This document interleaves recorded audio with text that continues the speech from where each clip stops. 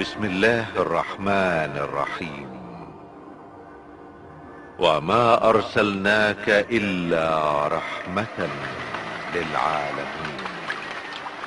صدق الله العظيم.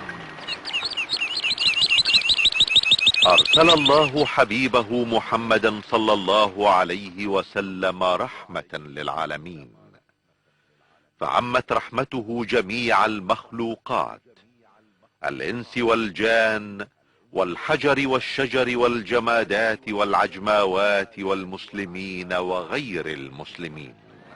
كان رسول الله صلى الله عليه وسلم إذا وجه الجيش لمقاتلة الظالمين المعتدين أمر أصحابه بأن لا يقتلوا شيخا ولا طفلا ولا امرأة، ولا يقطعوا شجرا، ولا يخربوا عامرا، ولا يعقروا شاة ولا بعيرا إلا لمأكله.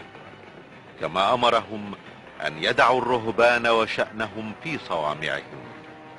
وقد رفع صلى الله عليه وسلم من مكانة المرأة وأعلى شأنها قائلا: إنما النساء شقائق الرجال. وغمرت رحمته الطفولة وامتدت لتشمل كل الكائنات، لدرجة أنه أمر أصحابه بعدم حرق النمل قائلا: لا ينبغي أن يعذب بالنار إلا رب النار. وقد وقف كثير من العظماء والمفكرين من غير المسلمين عبر التاريخ أمام سيدنا محمد صلى الله عليه وسلم موقف التعظيم لسيرته والإعجاب بشخصيته والإشادة بمواقفه ومبادئه.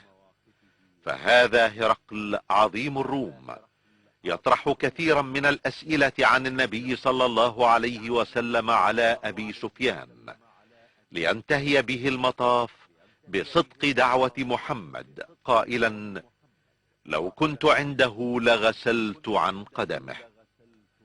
أما النجاشي ملك الحبشة فقد أخضل بكاه لحيته عندما سمع بعض ما جاء به محمد قائلا: إن هذا الكلام والذي جاء به عيسى ليخرجان من مشكاة واحدة.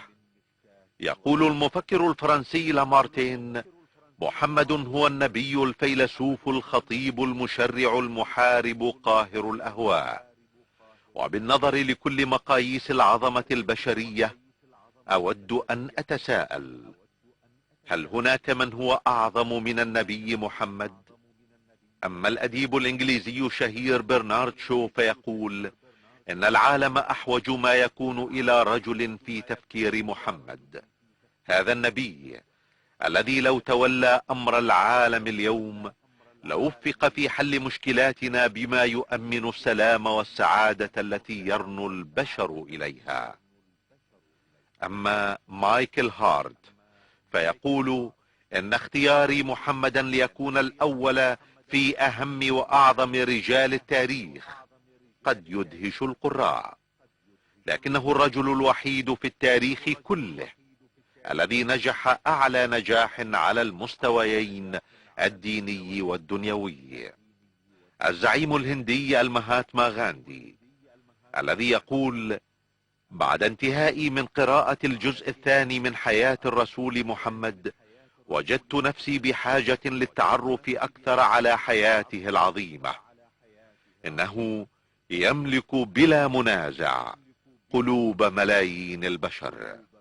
أما الكاتب الإنجليزي توماس كارلايل فيقول: إني لأحب محمدا لبراءة طبعه من الرياء والتصنع.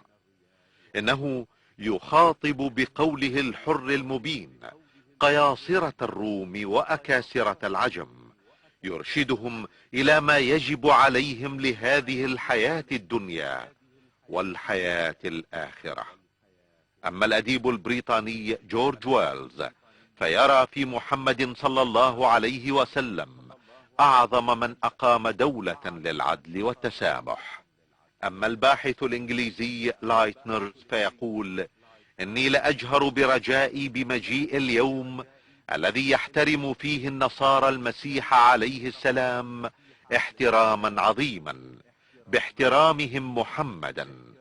ولا ريب في أن المسيحي المعترف برسالة محمد صلى الله عليه وسلم وبالحق الذي جاء به هو المسيحي الصادق. ويرى الأديب الروسي الشهير تولستوي أن شريعة محمد ستسود العالم لانسجامها مع العقل والحكمة. ويقول المستشرق ميشون إن الإسلام الذي أمر بالجهاد قد تسامح مع أتباع الأديان الأخرى، وبفضل تعاليم محمد لم يمس عمر بن الخطاب المسيحيين بسوء حين فتح القدس. ويقول المؤرخ الفرنسي غوستاف لوبون إن محمدا هو أعظم رجال التاريخ. أما مؤلف موسوعة قصة الحضارة ويل ديورانت فيقول: إذا ما حكمنا على العظمة بما كان للعظيم من أثر في الناس قلنا إن محمدا هو أعظم عظماء التاريخ. وصدق الله العظيم إذ يقول: وإنك لعلى خلق عظيم.